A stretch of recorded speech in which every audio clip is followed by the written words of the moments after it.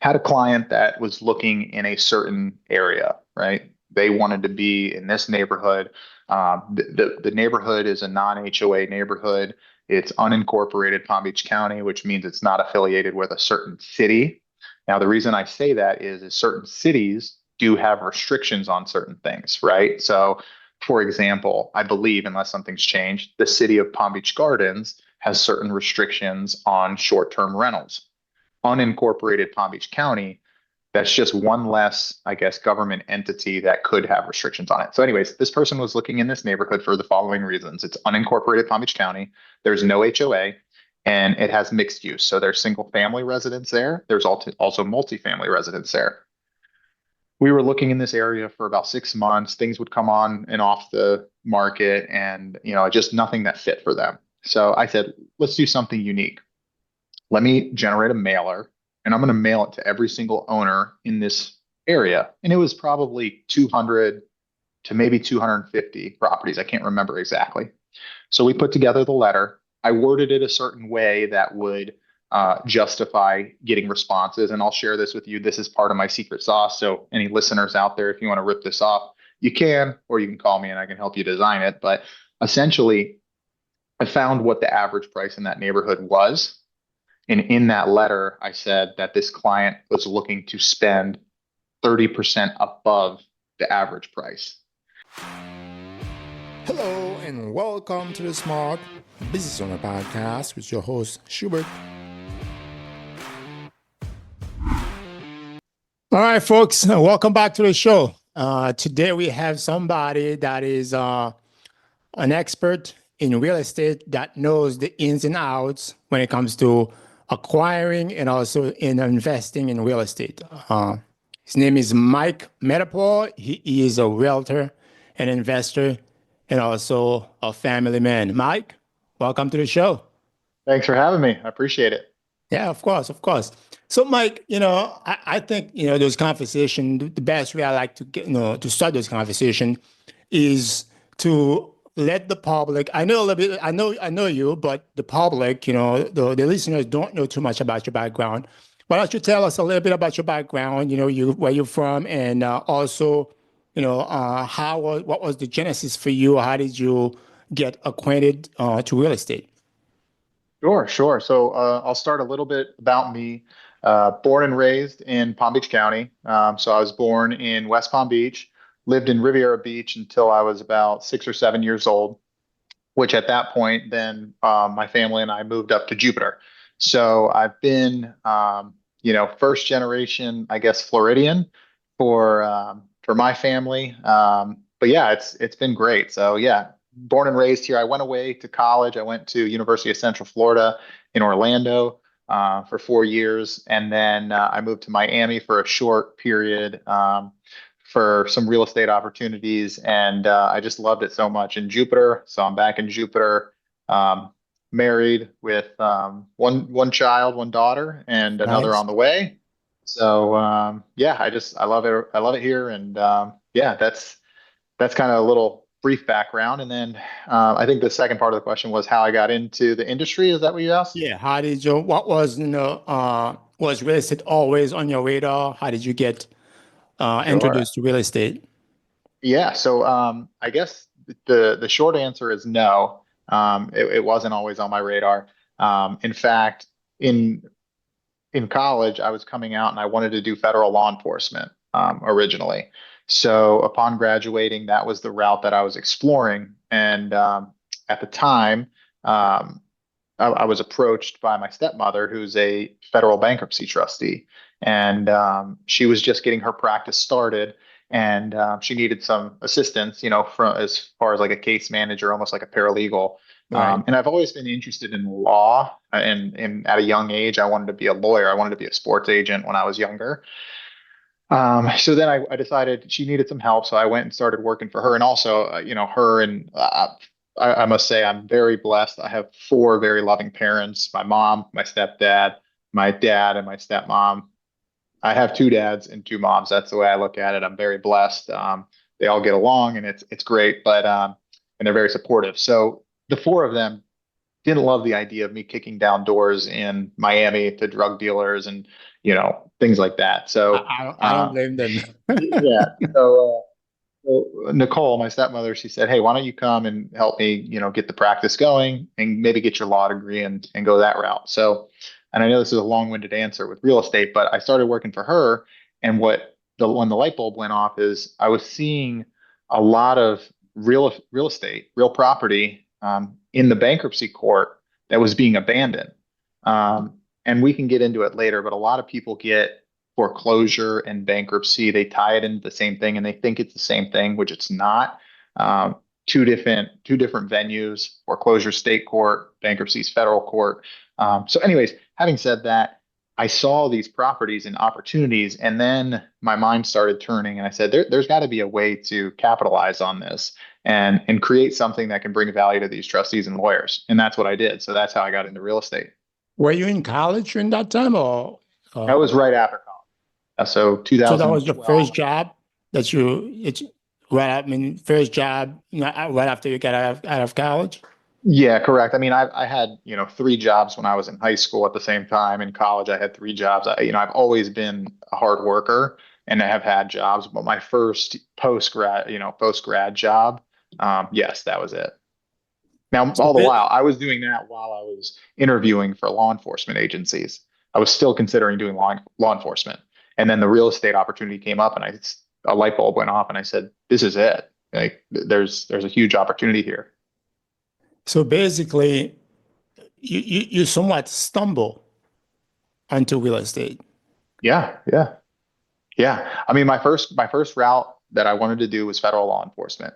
And then my second kind of vision that I had was I was going to go and be an attorney. Because the idea that I always had is I enjoy helping people. So Right. law enforcement, I thought, okay, if I can get the bad guys off the streets, I'm helping people. Number two, if I can be an attorney and help people navigate tough times of their lives, that's another way to help people. And then the real estate, seeing the opportunities, so I started helping investors and that segued into kind of your standard real estate in this area, which I can help, everyday people that are buying and selling homes for them and their family, and also bring value in terms of advising them on how to create generational wealth through real estate.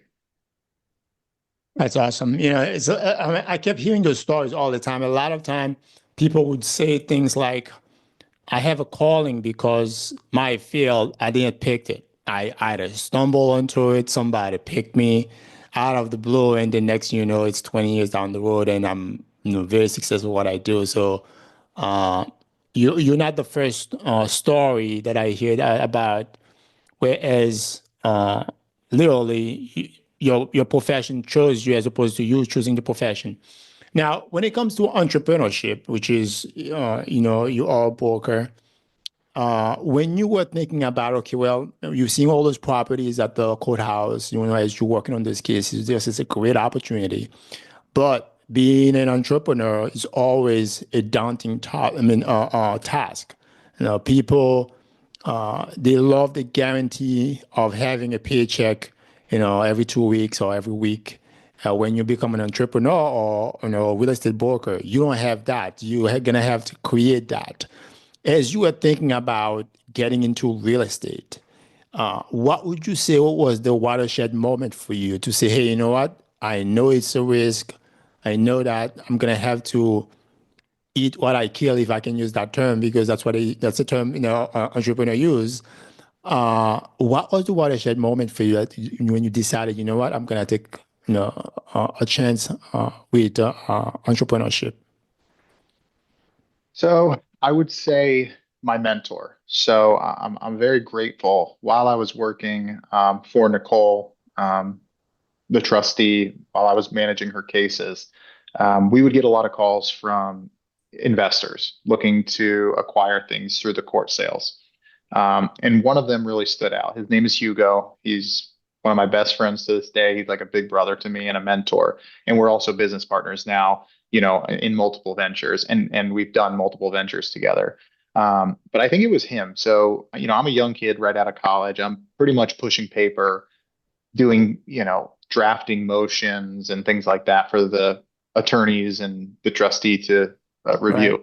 And this investor, most investors would call the office, and I was kind of the segue between the trustee, if her assistant, if it was something higher level, like purchasing assets and things like that, it would Right. come to me, and then it would go to the trustee. Well, he was the only investor. I would get dozens and dozens of calls from investors, and he said, you know what? I'd like to come in and take you out to lunch, or take you out to lunch, come in and meet you. So he came in. I'm this like fresh out of college, not knowing anything. And he was just really, first off, he was just really good energy, and he was very humble. And he kind of told me about him. He was, an immigrant from Cuba, first generation here, and he went to school first, one of the first in his family. I think him and his brothers and sisters all went to school, but went and got his law degree, started practicing law, and he started investing in real estate in his probably mid 40s, I believe. Right. And Hugo, if you watch this, forgive me if I'm misspeaking on this, but long story short, he's the one that kind of said, "Hey, Mike, take the jump. Like I did it, and here's where I'm at." And he's an extremely successful real estate investor and attorney as well, and just a good person. So I think that was probably the catalyst to where I had somebody come in and kind of took me under their wing a little bit and Right. said, "Hey, Mike, if I can do this, and you can do this." And Right. he sent me some books to read. Probably the most pivotal book was The Rich Dad Poor Dad, Retire Young, Retire Rich, Right. which That's a taught great book. I read great that book, book, the early 2000. That was a great book. And the, great the book. second one was really good too, Cash Flow Quadrant. Yeah, yeah. I It didn't was read really that good one. too. I've read the Retire Young, Retire Rich probably four times, Who and I wrote that host one? Robert Kiyosaki. That was the fourth Oh, one of the okay. Rich I Dad. haven't I Yeah. haven't read that one either. Yeah, it's good. I mean, they're all pretty much, they hit on the same thing, but the big thing is creating cash flow, Right. and good debt versus bad debt. And so, anyways, I would say that was my catalyst, and that was kind of the push that I needed to say, hey, give it a shot, right? Like you're Right. young, if you fall on your face, you still have plenty of time to get up, and luckily I did, and I did not fall on my face, but luckily I jumped into it, and so far it's been a fun ride. You know what they say, a lot of time when the student is ready, the teachers appear.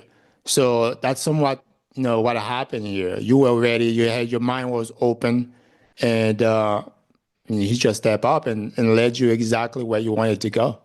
Yeah, yeah, absolutely. Let's dig a little bit into the nuts and bolts of these things. We keep hearing about real estate. People keep hearing about real estate. How do we even make money in this thing? If somebody want to make money in real estate, where do they even get started?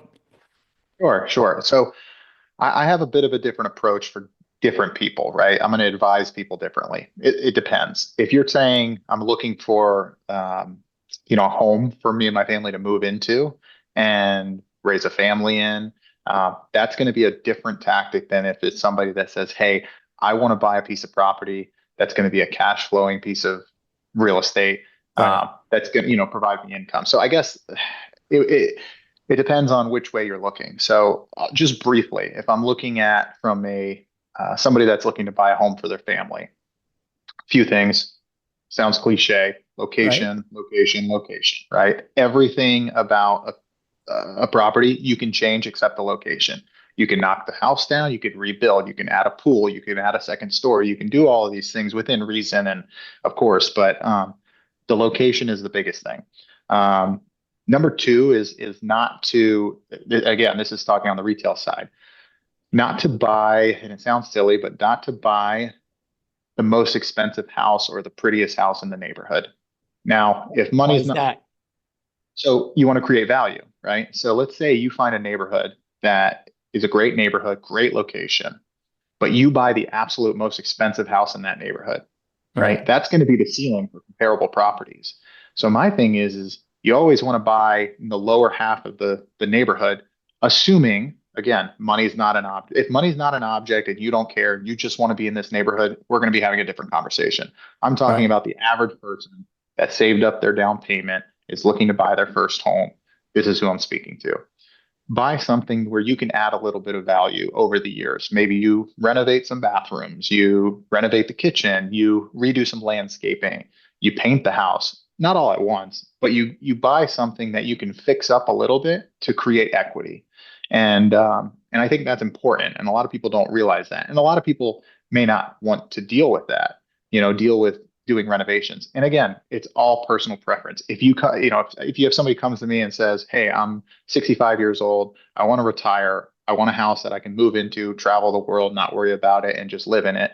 That's going to be a different approach from a 25-year-old couple who just got married and are pregnant and want their first house to buy as a family, right? Right. So that's one side of it. And then I can jump into the investment side of it, but that gets a little bit So more. that basically for somebody that's looking to just buy a home, the first home, like, a young couple or young, a single person just looking to buy a house.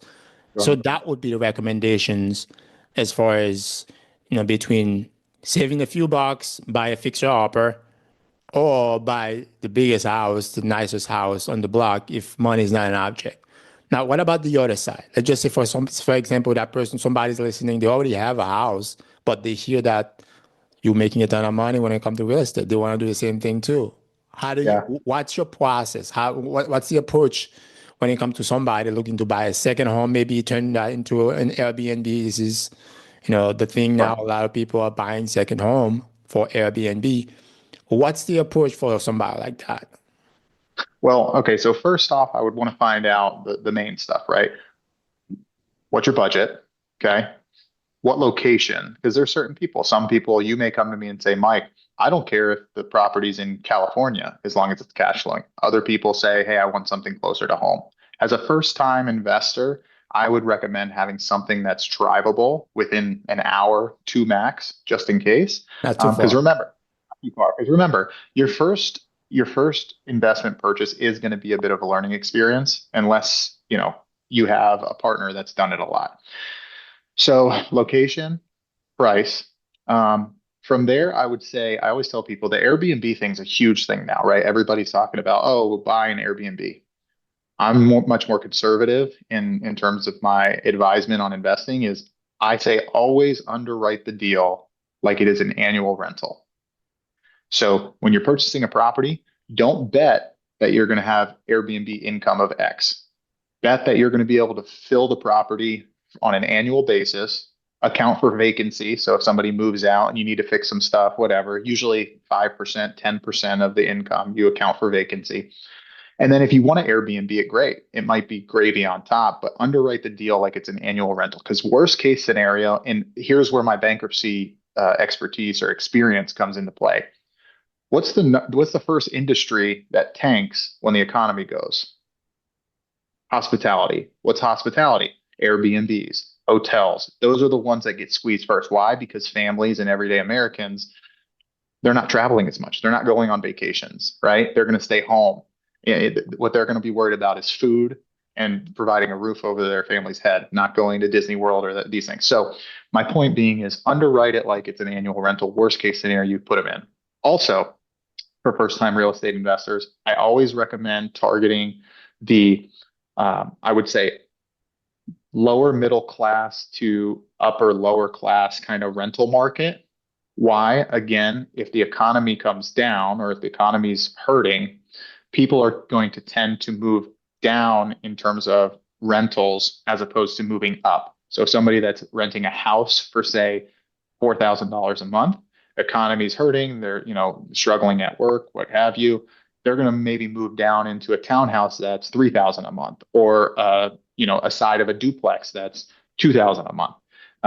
So those are things. And then lastly, very important, is something that has low fixed expenses. I'm not a huge fan of properties with high HOAs or a lot of restrictions. A few reasons for that is number one, somebody's not living in there, you're out of pocket. Number two, the board can always change rules on rental restrictions. You can't have trucks. You can't do this. You can't do that. So they'll force you to change things like that. So those would Especially be in the, Florida.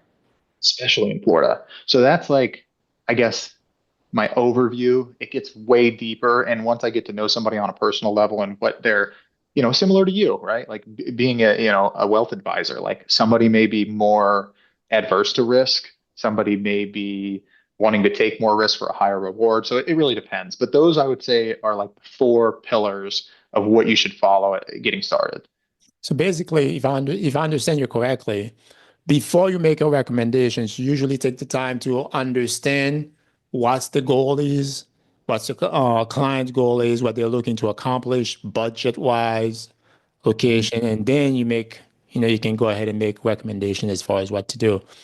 Now, that sounds good, but how do they make money?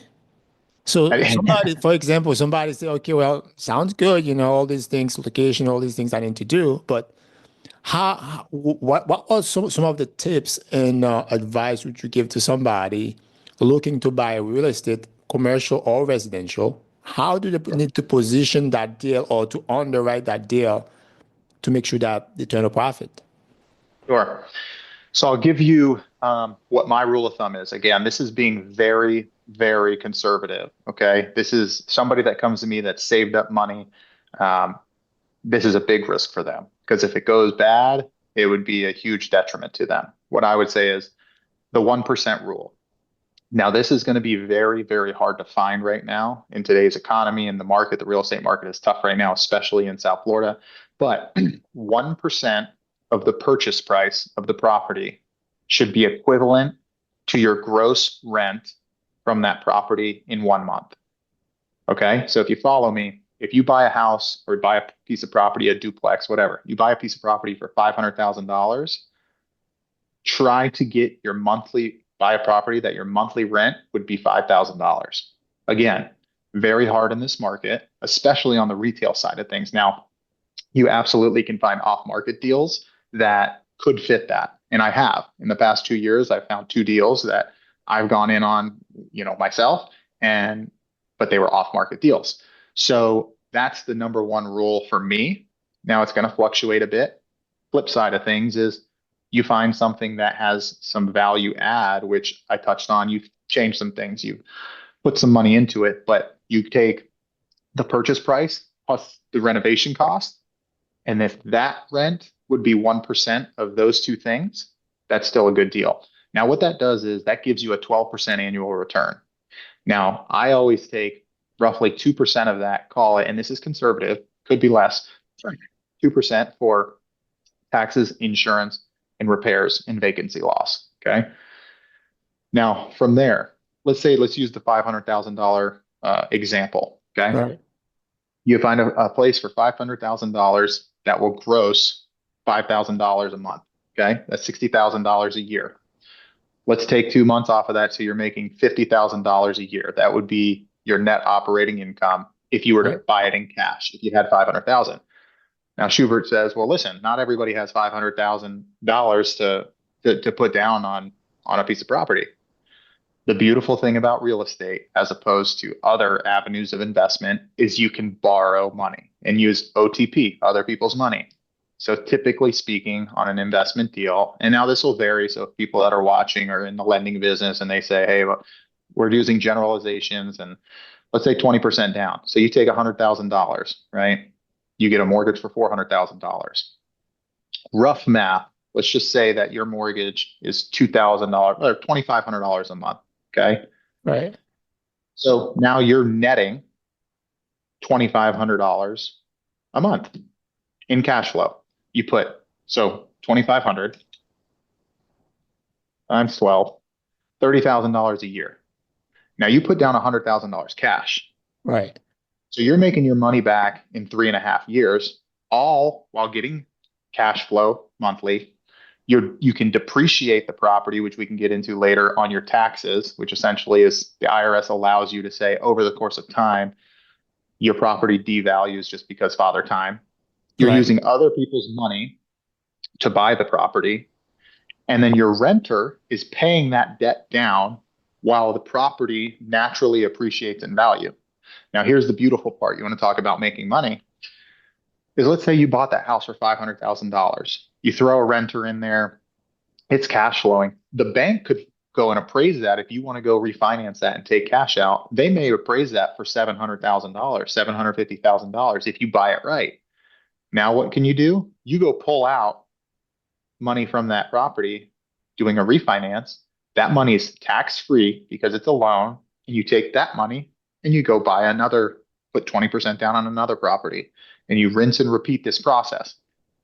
Is it risky? Of course it's risky. Can be investing in stocks be risky? Of course it can. You just never, everything has a risk component to it. But if you mitigate your risks by finding pieces of property that are going to be desirable in any economic situation, you're mitigating your risk tremendously. Last thing I tell people is if the economy absolutely crashes, Right.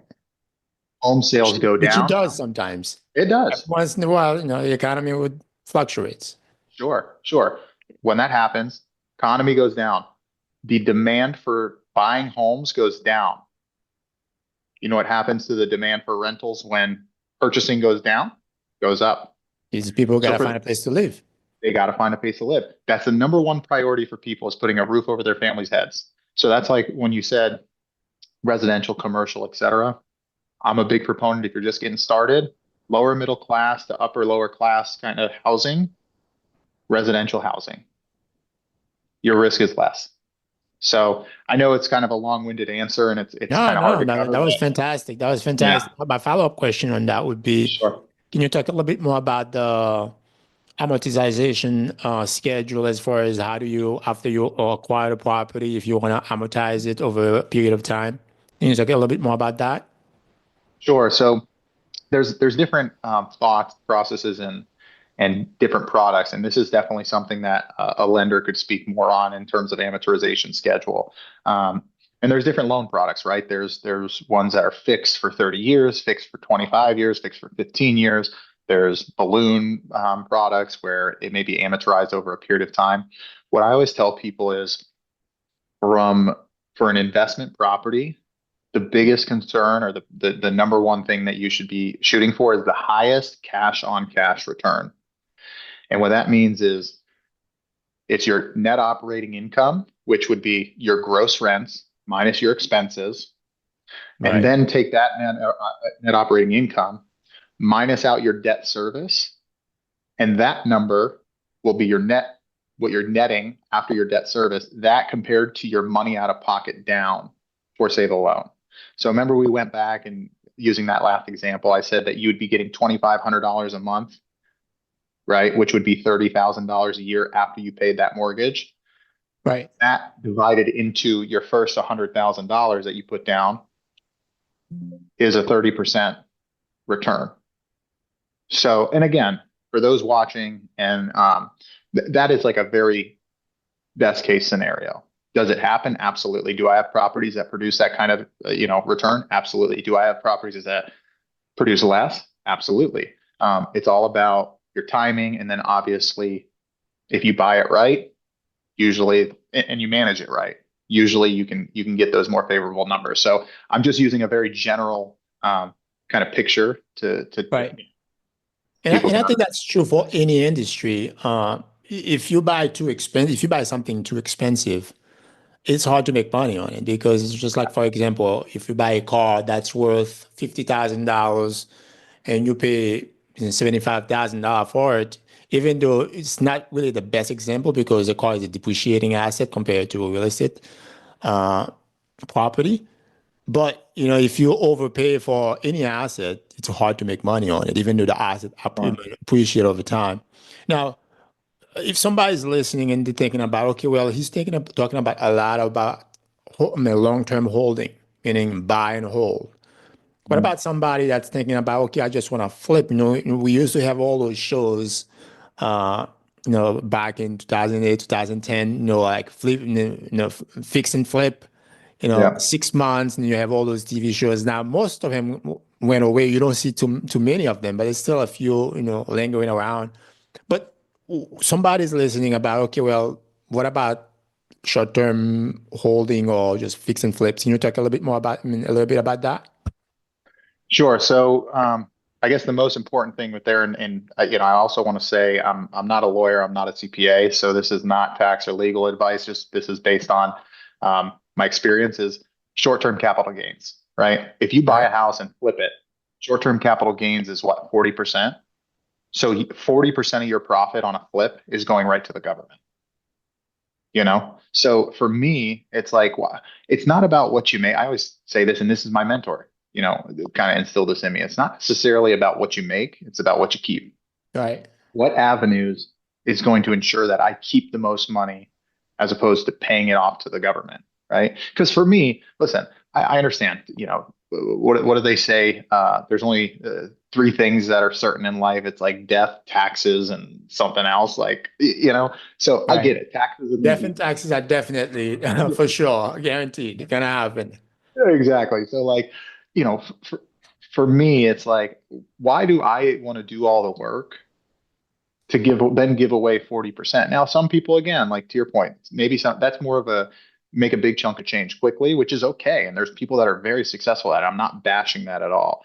It's just for me, you do that. Number one, you have to have a much better deal, right? Because now your margins are smaller, your profit Right. margins are smaller. So let's say you go and you flip a deal and you spend months and months negotiating or trying to find the deal, right? First, you're finding the deal, and then you get the property, and then you fix it all up, and you're spending all this time and effort, and you make $10,000, and then Uncle Sam wants 4,000 of it. So okay, you just Right. spent 5, 6 months, you know, doing all this work for $6,000.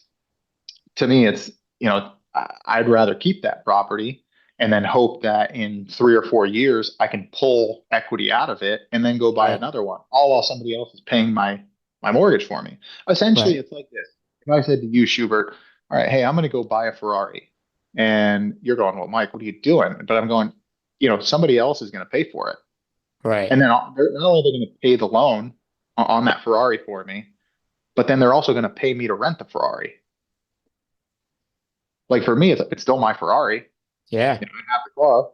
If I wanted to, I could say, hey, I don't want you using my Ferrari anymore. I'm going to go use it, which you could, Right. or you could say, hey, Right. keep using my Ferrari. Maybe that's a bad example because, to your point, cars typically depreciate. But Right. that's kind of my thought is put it, and it's all situational, right? Everybody should have a I'll sell my house tomorrow price, because if you go and buy a piece of property, any of my properties, if you approach me and say, hey, I'll pay you X amount of dollars and it makes sense, I don't care if I bought it yesterday, you may take it. So that's the other thing too, is you got to kind of you weigh it, and it's case by Right. case. Certainly a little bit risky because you have to time the market, right? If you're planning on flipping something and the market dips, right? If you bought something, let's say 2 years ago, intending on flipping it to right now, there's certain areas right now because COVID crazy high prices, bidding wars, all that, where you're going to lose some money. Right. Similar with stocks, right? I mean, I'm sure when you advise your clients, you only lose money when you sell it. If you're holding it, it could come back up. So they call that paper loss. Yeah, If you don't get rid of a property, it's not a real loss. It's a paper loss until you sound the dotted line. You say, okay, I want to get rid of the property. Then the sure. stock it becomes a real loss. And again, I'm not bashing flips, but me personally, I always tell people underwrite it like it's going to be an annual rental. So go buy a piece of property that you can fix up, annually rent it and make money on it. But if somebody comes and knocks on your door, or you decide to stick a post in the yard and sell it, you could and be comfortable with that. But also, if it doesn't sell, it's okay. You throw a renter in there, you're making a little bit of money, and then in 4 years you sell it, or 5 years you sell it, or 6 months you sell it. I think So, I heard a speaker spoke about that. I'm not sure if it was Robert Kiyosaki that did, but basically what he said is it goes along the line of what you just said, as far as if you want to buy a Ferrari and you're not paying for it, somebody else is, they're gonna pay you for driving a Ferrari. Why would you say no? So basically, what he said to his followers, I'm not sure if it was Grant Cardone or if it was Kiyosaki, but Grant Cardone is big in real estate as well. He said basically, if you want to buy something nice, you want to please yourself, buy a piece of property, cash flow it, make sure it's cash flow positive, and take the cash flow positive on top of all your expenses, all these things, pay it off, and buy whatever if it's a Ferrari you want to buy, Bingo. buy with the extra money. So it's not you Bingo. paying for that Ferrari or that expense. It's basically somebody else paying it for you because that takes $0 out of your pocket. And, and what's that called? Other people's money, right? I think you're right. What's the You're right. best money to use? Somebody else's. I think you're right. Now, are there, I mean, the industry is I mean, always evolving. There was a big lawsuit, I think, that's that company, Douglas Elliman, they got sued for, a ton of money. Uh, and the law has changed a little bit when it comes to buying and selling real estate. Can you talk a little bit about that ruling that, that changed the way buyers and sellers interact with realtors and people helping them? Sure, sure. So I think you're referring to the National Association of Realtors. There was a large lawsuit against the National Association of Realtors, along with many of the large national brokerages. And essentially, a group, and forgive me, I haven't done a ton of research on it, if I'm being completely honest with you. I mean, I've done some classes and stuff to learn a little bit about it. But essentially, what happened was they were sued, me being the National Association of Realtors, along with these large brokerages, for quote unquote, I guess, fixing commission prices or I don't know. In my personal opinion, I didn't think that the attorneys that were defending the National Association of Realtors did a very good job. But now, instead of you signing a listing agreement. So, all right, let's rewind. Typically speaking, Schubert, if you approach a real estate agent a year ago, 5 years ago, 10 years ago, he would say, "Hey, I want you to sell my house." You come to Mike and say, "Hey, I want to sell your Mike, I want you to sell my house." I say, "Okay, here's excuse me, a listing agreement. You're going to pay 5% in commission, 6% in commission, whatever the number is. It's always been negotiable. There's never been a set price." Now, the industry like kind of standard was always between, I would say, 4 and 6%. I've Right. heard of people charging 10%. I've heard of people charging 1%. It's always been negotiable. But you say, "I wanted to sell your house." I say, "Schubert, this is why I think we should do it at 5%. That gives me enough money for marketing, ad spend, print advertise, all these things, also overhead to run all this. And then to offer it out to a buyer's broker who may spend that same kind of money cultivating buyers from, say, New York or California or whatever. They spend their money targeting those people. So now that was all fine and dandy. You agreed to 5%, and we would get to the closing table. And another agent brought a buyer. You agreed to the price. We get to the closing table. And on the closing statement, it says Schubert's paying 2.5% to Mike in Elite Properties and 2.5% to John Doe at Compass, right? Right. And they made it to, I guess, a problem saying the seller shouldn't have to pay the buyer's agent. Well, you're still paying the 5%. So, Right. in theory, and in the listing agreement, it says that. It says we're going to offer, in that old listing agreement, it says we're going to offer X amount to a cooperating broker, which you'd have. Right. Long story short, they made this big fit about it. And now there is paperwork that says that buyers have to sign before going and looking at property that says this is what the buyer's agent is going to make. And if the seller is not paying that, you could be obligated to pay it, in short. So of course, I think it's a disservice to first-time home buyers because if you think about it, back to the person who saved up for their first home for them and their family, do they have an Right. extra 2, 3% on a $500,000 house? And let's use Jupiter as an example where I am right now. Right. The average home price is $1 million roughly. So do they have an extra 20, 30,000 dollars to pay an agent if a selling agent? It's just it's doing a disservice. And I think that it's not fair because in every other industry, right, if you go to Bloomingdale's and you go buy a new suit, or you go to Saks and buy a new suit, are you, the consumer, having to pay the salesperson a commission that helped you? No. Yeah. Bloomingdale's does. Right. That's Fifth Avenue does. Right? It's just always, if you go to a car dealership and somebody from the car dealership walks out and says, "Hey, Schubert, how can I help you today?" You say, "Hey, I want to buy this Ferrari." Do you have to pay that guy a commission now? And Yeah. So yeah, the Ferrari is 100,000. Next thing you have to pay him 5,000 on top of the 100,000 you just paid him. yeah, it's just so in my opinion, it's silly, but they wanted it to be all, disclosure is fine. I'm all for disclosure. I think that should be. It's just That's the new thing is now buyers are going to be asked to sign a piece of paper and it's going to be uncomfortable. And a lot of buyers are already pushing back saying, I don't want to sign this because in my opinion, right? Like if I'm good at my job, I don't need you, Schubert, to sign an agreement saying you're going to work with me as a buyer per se, because I'm confident in my job. I'm confident in my knowledge. I'm confident that you're going to be happy and I'm going to find the best deal for you and you're going to Right. be happy to using me. Um, but now when you have somebody that you, a lot of times in real estate, people just meet off of the street or off of an online, connection. Right. They say, "Hey, sign this and marry me." It's like, whoa, whoa, whoa. Let's date before we get married a little bit. Like, I want to know if you know what you're talking about. Right. So, and then the other thing with that is, unfortunately, real estate has a pretty low barrier of entry, and it's very saturated down here. So it's just very, a lot of people fall into the friend trap where it's, oh, my friend is a real estate agent. And a local broker, posted something the other day, and he's, well respected in the area. And I thought it was very clever. And he called it the friend trap. And he said, would you hire a stockbroker that's a friend that does, wealth advising part time? No. Would you hire a doctor that's a part time doctor that just got licensed? No, you're going to hire the best person. And for most people, real estate is the largest financial transaction of their life. Right. Um, you want somebody that's going to represent you properly and know what they're doing. Yeah, 100%. Now, with this ruling, do you see a drop when it comes to people buying real estate? No, I know right now the rates, federal interest rates is a little bit lower than it was, even though mortgage rates didn't really go down. My understanding, it went the opposite way. Have Yeah. you seen a drop, a negative effect when it comes to people buying home?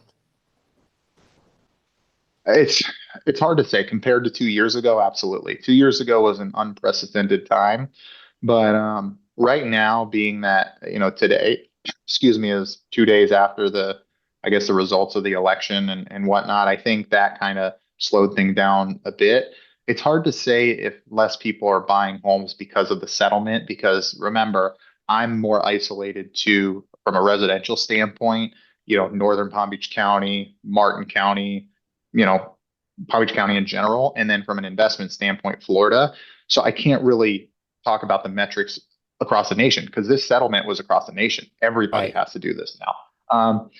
So we'll see. We'll see. I don't know. It's certainly a bit different than it was in 2022, but I think it's starting to pick back up, at least in our area.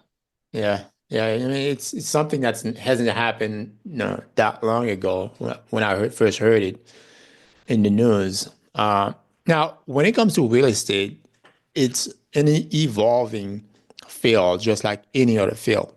Now, what we hear about is digital real estate. And that's I'm curious. Have you? Is that something you came across? Is that something you recommend? Can you talk a little bit about that process and how that works? So let me start off by saying I am no expert in the digital real estate in terms of like if you're talking about Meta's thing. I'm assuming is Yeah, that you have where like you're the metaverse. metaverse? Yeah, yeah. Zuckerberg So is big on that. I'm no expert on that. What I'll say is this: I'm kind of old school in the fact that I don't think it's fair to call that real estate. I think it's ad space. At the end of the day, there's nothing tangible there. And this is just me, and people may criticize me, and I could very well be wrong, but I have a similar opinion about like electronic, like Bitcoin, right? Like, and Right, I know Bitcoin's a big thing. People are making a lot of money, and I like more power to them. I have more of a, I guess, paranoid kind of look to things where like there's always a backdoor to technology, right? If right, like there's a risk there, in my opinion. So I think in terms of the metaverse, I think it's unfair to call it real estate because it isn't it is not tangible, right? Real estate in my mind, if this piece of land outside my office, right, is mine and I own that and I go and travel all around the world for 50 years and I come back, obviously, if I'm paying my taxes and whatnot, Uncle Sam, I can walk and stand on that and go, this is mine. I can put a tent there. I can put a trash can there, whatever. It is yours. You can feel it. With metaverse, I mean, I don't know. I think it's ad space. realistically, they can call it real estate and it's cool, right? Don't get me Right. wrong. It's like if I was selling you on Google and from 2000, whenever Google first started, if I was selling you a piece of real estate on the Google homepage so you could, advertise yourself, would you call that real estate? No, you have to go on the computer to see it. Same thing with the metaverse. It's like if you don't have goggles on, it's ad space. It's 3D Right. ad space, in my opinion. But I don't know. Some people will probably criticize me for saying that, but and maybe there's a play. Maybe there is like, okay, in the metaverse you can rent it and do these things. But again, I think it's more ad space than real estate. Yeah. Yeah. I mean, guess everybody have a different opinion when it comes to these things. Sure. Now, with all those different type of real estate, digital, physical, real property, a lot of some folks might be interested in hearing about some of the NAICS code for these things. What's your take on that? Is there, how do you approach those things? Yeah, honestly, I've never had that come up in my career. I've been doing it since 2012, so I couldn't really speak on that too much because I don't really know. I believe what you're talking about are the different codes relating to different Right. types of real How do you estate. how do you how do you how do you code these things, and how do the the government look at classify those things when you're getting involved into these type of deals in real estate? Sure. I mean, honestly, for me, I classify them more from a lending standpoint and then from the IRS standpoint. So when we talk about depreciation, which I touched on a little bit, is when you buy a piece of property as an investment, the IRS, excuse me, allows you to depreciate that over a certain period of time. That time frame is different if it's a residential property compared to a commercial property. Right. The Different lifespan is, codes. yeah. So honestly, for me, the actual codes themselves, I'm not. And then as far as lending, usually speaking, anything that's 4 units and under would be considered residential. Anything over 4 units is considered commercial. So as far as the codes themselves, I don't really think about too much. I think more of 4 units over or under, and then depreciation schedule, what that looks like. So That makes sense. Let's talk about a little bit about some of the success stories. We spoke about a lot of different things, and usually success stories or examples make things clearer in the mind of anybody that is looking at the show right now or listening. Can you give us some success stories of, when it comes to amortization or depreciation or buying? sure, sure. So I'll use one from May of this year. This is one of the most recent ones. Had a client that was looking in a certain area, right? They wanted to be in this neighborhood. The neighborhood is a non-HOA neighborhood. It's unincorporated Palm Beach County, which means it's not affiliated with a certain city. Now, the reason I say that is certain cities do have restrictions on certain things, right? So for example, I believe, unless something's changed, the city of Palm Beach Gardens has certain restrictions on short term rentals. Unincorporated Palm Beach County, that's just one less, I guess, government entity that could have restrictions on it. So, anyways, this person was looking in this neighborhood for the following reasons: it's unincorporated Palm Beach County, there's no HOA, and it has mixed use. So, there's single family residents there, there's also multifamily residents there. We were looking in this area for about 6 months. Things would come on and off the market, and just nothing that fit for them. So I said, let's do something unique.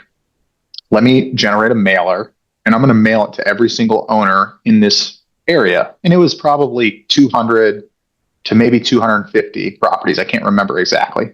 So we put together the letter. I worded it a certain way that would justify getting responses. And I'll share this with you. This is part of my secret sauce. So any listeners out there, if you want to rip this off, you can, or you can call me and I can help you design it. But essentially, I found what the average price in that neighborhood was.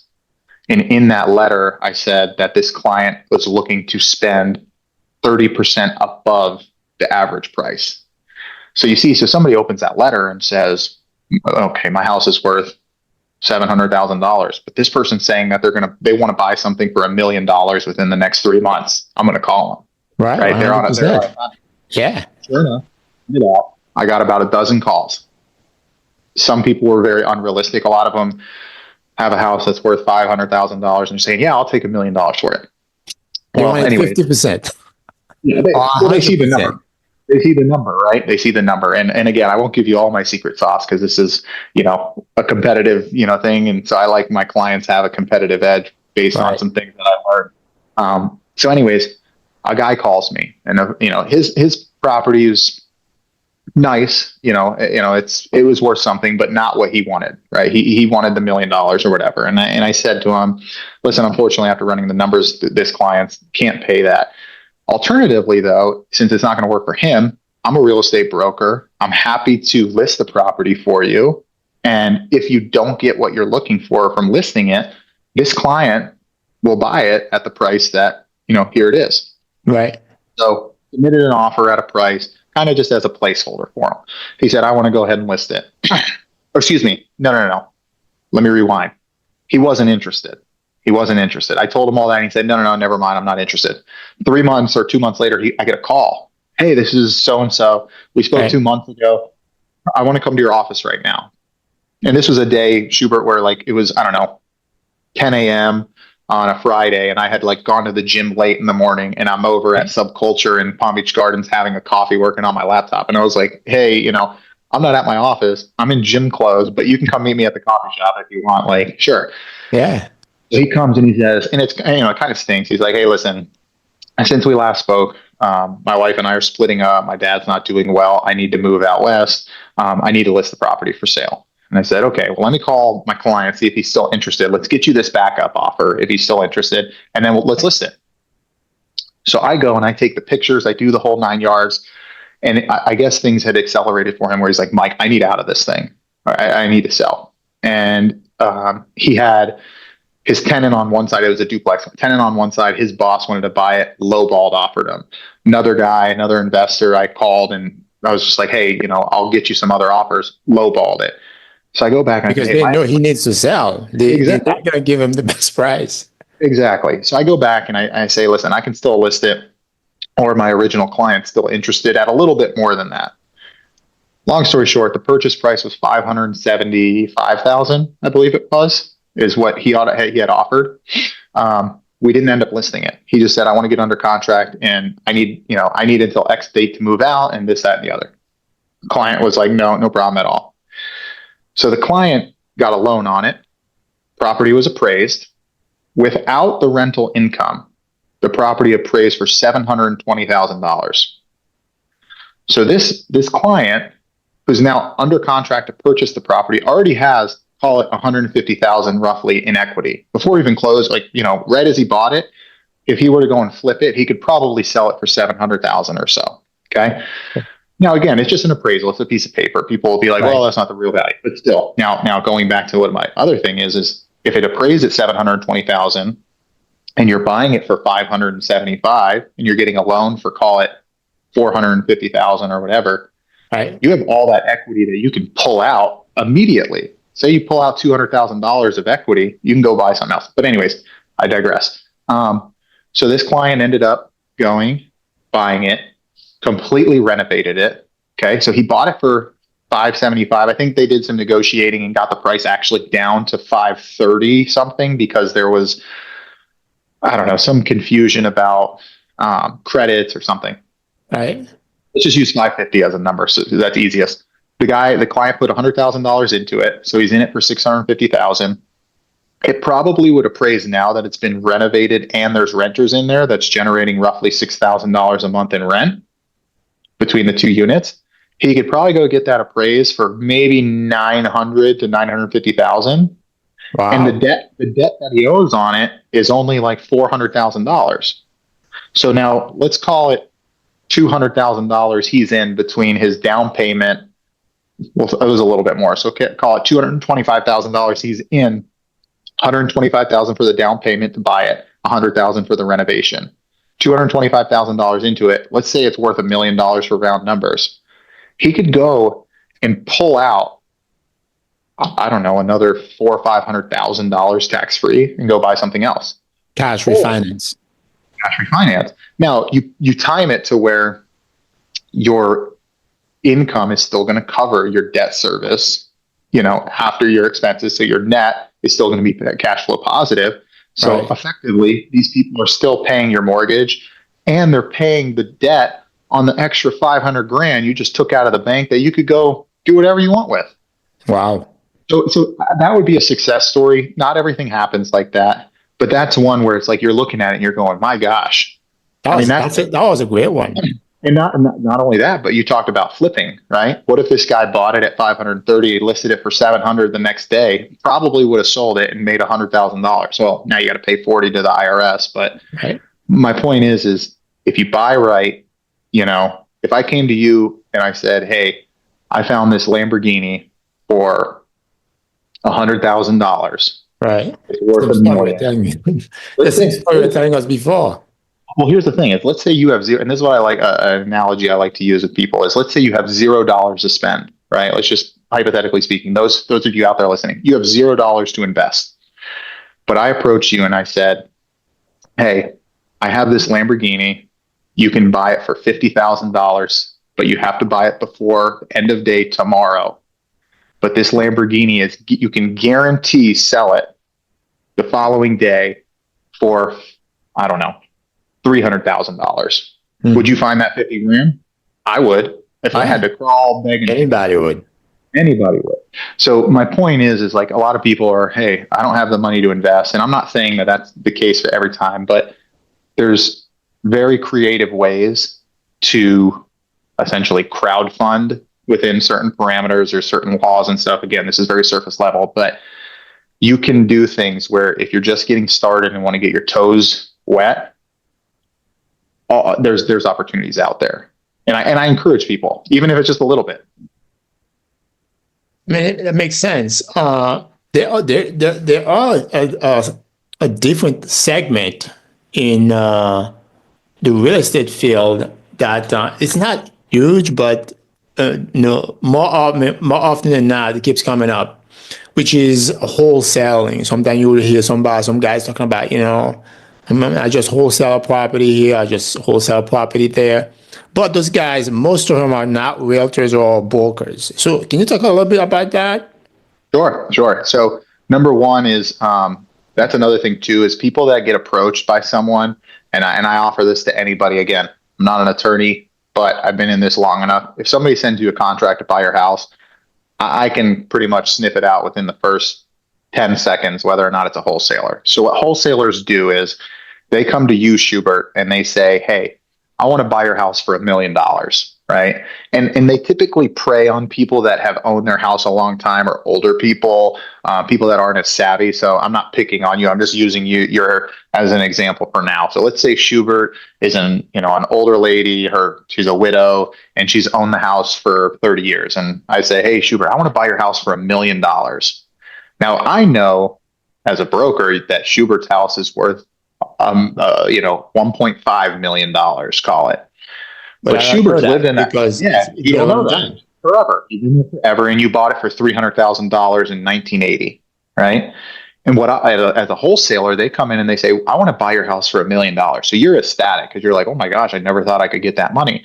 But in their contract, they have provisions to where they can assign that contract, okay, and be released from liability. So what they do is they tie up poor little old lady Schubert under contract. And when they get you under contract, they go and they solicit to other people to buy their position in the contract with you. So they take it and they go solicit to all these people and say, look, I have a house that's worth $1,500,000, and I'll sell you this contract to buy it at $1 million. But I'm going to sell you the contract position for $200,000. So you're still buying the house for $1.2 million, essentially. But poor little old lady Schubert is only getting $1 million, and then the wholesaler is getting $200,000. So it's a pretty shady business, in my opinion. I don't like it because a lot of times it's not transparent. That's a problem. Is these wholesalers, and that's how they get around it. They're not licensed, so they're not governed by anything, and they'll go and they'll under contract, and these people think this is great, I'm going to get $1 million, and then they find out that the house sold for 1.2 million, so they could have gotten an extra 200,000, but some wholesaler just took it. for being the middleman. So if you ever, anybody listening or any of your friends or anybody, if you're ever approached with a contract like that, have a professional look it over, because, again, people that are new to the business that just got their license a month ago, that's your friend or your sister's boyfriend's cousin, they may not catch that in a So again, contract. that's kind of like what you were saying before. If go to the professional as opposed to the sister, the cousin that just got their license, the mortgage, the real estate license, instead of come to you, somebody like you or any professional, as opposed Yeah. to a newbie that don't really know what they're doing. Yeah. That makes sense. So, when it comes to acquiring new clients, obviously, there's a lot of strategy you discuss here, whereas you can acquire clients. But in this particular topic, when it comes to acquiring new clients and growing your business as a business owner, as a real estate broker, what are some of the strategies you have found over the years that has been successful for you, and also that you would recommend to anybody looking to make a career in the real estate field and grow the book of business? So I would say reputation is absolutely number one, and that probably goes across many different industries. That's one thing that I kind of pride myself on is, reputation's number one. I don't really market, if I'm being honest with you. It's a lot of word of mouth.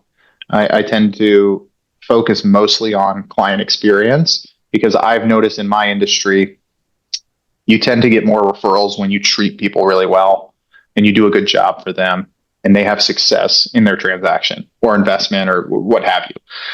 So for me, it's, that I would say marketing is probably my biggest weaknesses, because I'm not a marketer. I'm not a real salesy person. When it comes to that, like, I don't try to sell my clients. I try to advise my clients. Now, of course, if I'm selling someone's house, I'm going to sell that house. I'm going to sell that property and explain to the next consumer all the good reasons why. But what I'm also going to do is, as the client, is I'm going to advise you on what to do to make that sell at the highest price and best value and the fastest. So, yeah, I mean, for me, I don't do a whole lot of marketing, but I think it's just, honestly, reputation, being a genuine person. And, like, I don't think it's rocket science. I think in every industry, if you use the golden rule and you treat people the way that you would want to be treated if you were in their position, Right. I mean, I think that's the easiest business advice I would give anyone. For somebody getting started in real estate, you really want to be able to leverage what we call our sphere of influence. So, your direct circle, and then also networking. I mean, you and I met through networking, and Yeah, that's right. so I think that's a huge, component to it, especially as a business owner. And in real estate, even though if you work for one of the larger companies, you are your own business, right? You as an individual are your own business, similar to your field, Schubert. Like, people are not coming to you because of the umbrella of the company, maybe that you're under or that I'm under. They're coming to work with you because they know, like, and trust you. That's what it is. So yeah, I think that's it. It's be a good person, treat others the way you want to be treated, and lean into your sphere of influence and utilize networking groups. That would be my suggestion. Yeah, I think that's a great advice, because a lot of time, if the relationship or if the transaction is not a win-win, the people are not going to come back, or they're not going to refer you to other people. It has to be a Agreed. win-win. You win. I mean, the client wins because you solve the problem. You win because, you have a new client, you make a profit. Yeah, So, agreed. speaking of networking, PRE, Professional Referral Exchange, this is where we met. I mean, why did you join that group? Can you talk a little bit more about, what has been your experience with the PRE group in Jupiter? How long you've been involved with them, and have you seen some success over, since the time you get started with that group? Yeah, absolutely. So I've been involved with many groups in the area throughout the years. I was approached by a friend of mine when PRE Jupiter was getting kind of formed, or just after they had gotten formed, that they needed, somebody to fulfill the real estate group or real estate category. So I went and checked it out. Immediately the energy was really good, and I've been involved with other groups. But one thing that I really enjoy about PRE is it does have a family feel. So it's not just like you're going to a networking group where you sit down, you go through the motions, you get up and you leave. This one, I genuinely feel like people want you to grow. And then, Betty and Craig have done this for many, many years, and they have, I think, perfected their model in that it is structured and we're disciplined in that group, but it's not overbearing in terms of stressful, right? So they encourage you to, pass referrals. They coach you on how to give referrals and how to ask for referrals and do your pitch. But it's not one of those things where if you don't hit a metric, right, you're out and the next person's in. And I don't think people like that, right? Because everybody in business, if you're a business owner, it's this for everybody. No matter who you are in a business, you Ups and have guys down. out there. You can have guys out there that talk about, oh, they're constantly growing, and which is great, but they absolutely have lulls and dips and Peaks and whatnot. lows. Of course, it's like the person that says to you every time they play a scratch off, they win every time. Okay, no, that it doesn't happen, right? People have lows, and I guess my point being is PRE has been a place that everybody in that group has been very supportive. And even if some people can't, because I mean, my category is hard, right? It's a high ticket item, and maybe there's not as many people, but it's also a group where you can stress test ideas. As a business owner, you can go and you can talk to this other group of professionals and say, "Hey, I have this idea for my business. What do you think? What do you think about this marketing piece?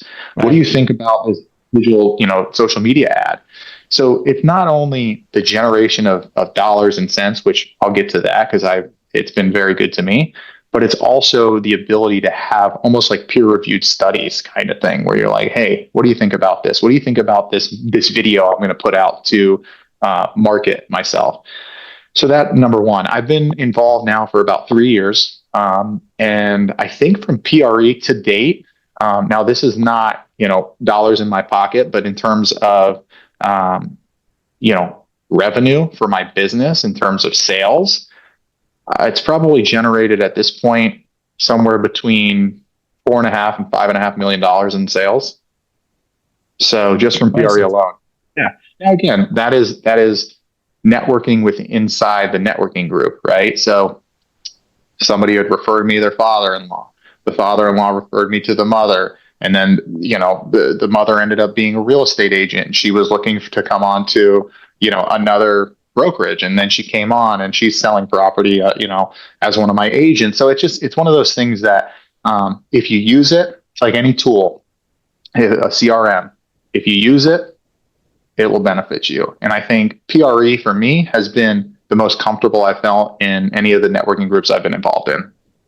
So would you say would you recommend it to anybody, any business owner looking to grow their business? Would you recommend them to not purely in Jupiter because whoever's looking at that video or listening to the show, it could be thousand miles away, but being part of a referral group, that's something you recommend. And if something Absolutely. kind of purely Jupiter, definitely would be a good fit. Absolutely. Absolutely.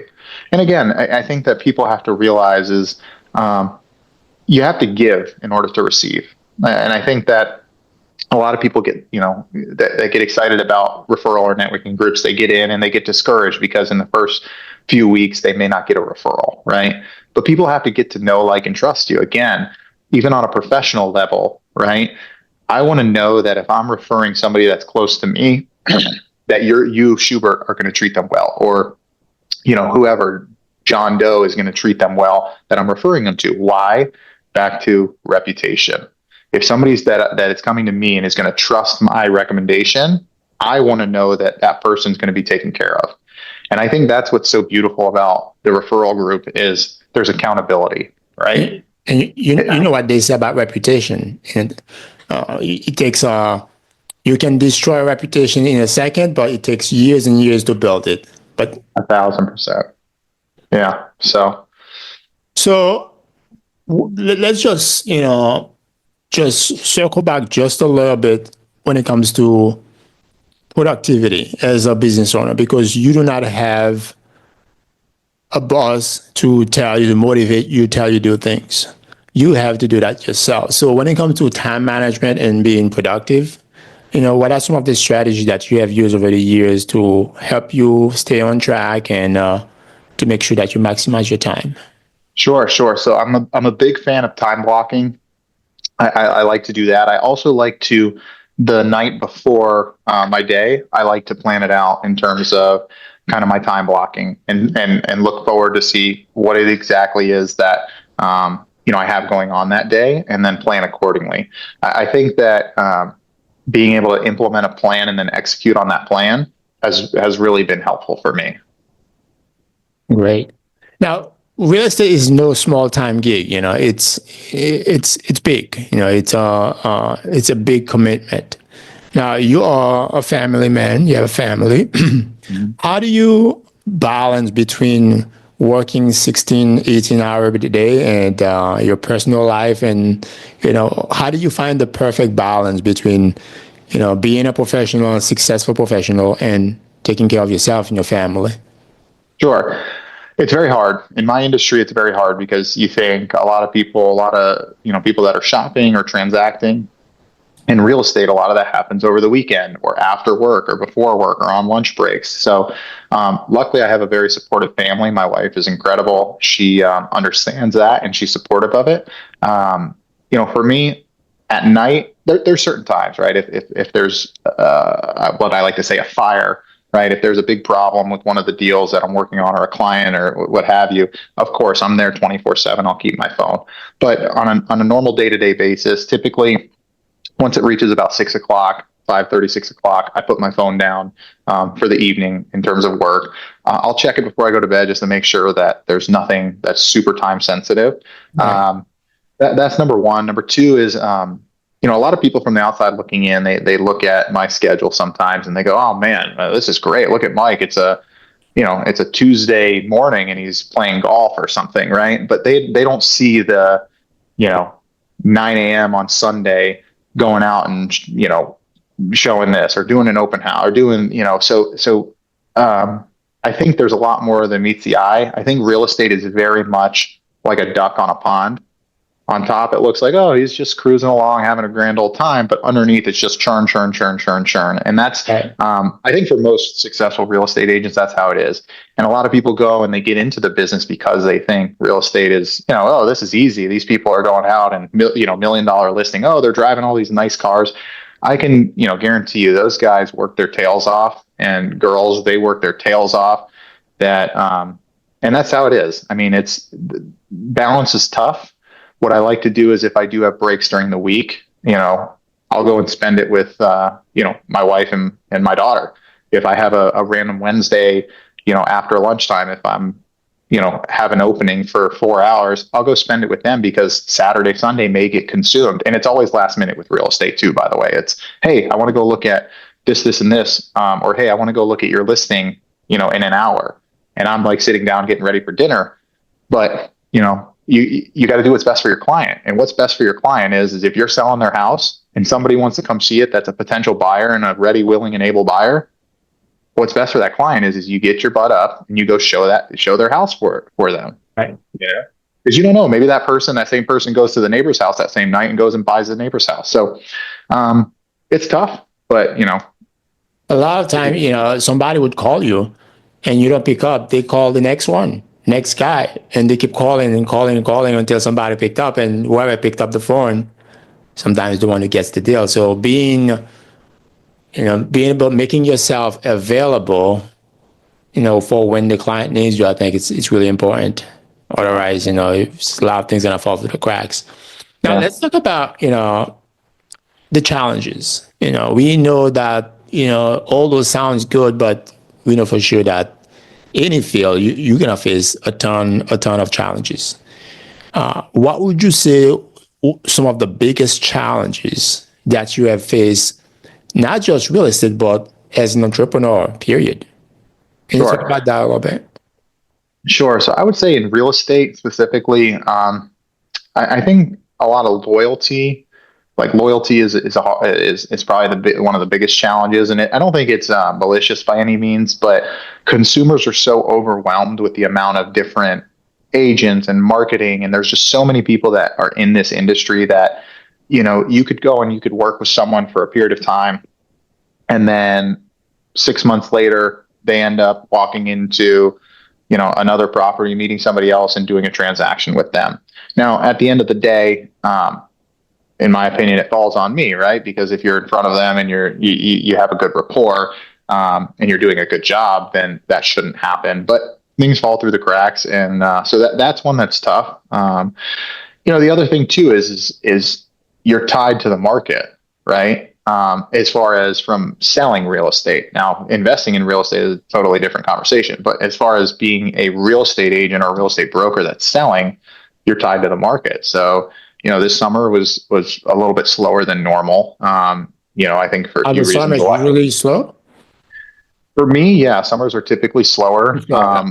Yeah, I would say fall and winter are probably my busiest, and then like into spring kind of tapers off in terms of properties close kind of in spring, and then summer is a little bit slower for me.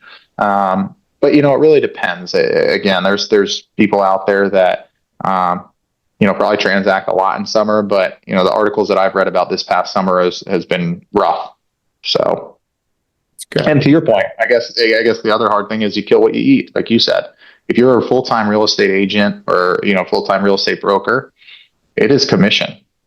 So, and a lot of people don't understand that as they'll have, and I feel for like new agents, right? They'll go out and they're hustling and they go and show 30, 40 houses on a weekend to a group, like a couple, and that couple, not maliciously, but they just don't understand that they just spent 2 days of work for free. They didn't get paid for that. And then that group goes on a Monday and walks into an open house and puts an offer in with another agent, buys a house. And, that person that just spent 16, 17 hours with them got nothing for that. Or, compound that, they've done that every weekend for 6 weeks. And then the people go and buy a new construction house somewhere else and just say, oh, I'm sorry, I didn't know that you could get paid on it. So, and I think too, that's something that real estate agents need to educate buyers beforehand. And that is also what is nice about this buyer agent agreement thing, because for people that are going to go and look at 50, 60 houses over the course of 3 weekends and spend somebody's time, now they need to commit to them That's as right. well. That was going to be my next question. I mean, why don't the realtor or the broker have an agreement with that particular client as opposed to a word of mouth, agreement? Because a word of mouth agreement can't really take it anywhere. Yeah, exactly. So that's what the new buyer broker agreement thing is for. But for example, if you meet somebody through an online lead and they want to go look at houses, and somebody they've never met puts a piece of paper in front of them and says, hey, I'm not showing you houses until you sign this saying that you're obligated to pay me 3%, whether or not, the buyer, or if the seller's not going to offer it to me, you're going to pay it. And that person's going, well, I just met you online. I don't really want to sign that. I'll just call the listing agent. So it's a tight line to walk, but it's navigating. This all just went into effect just a few months ago.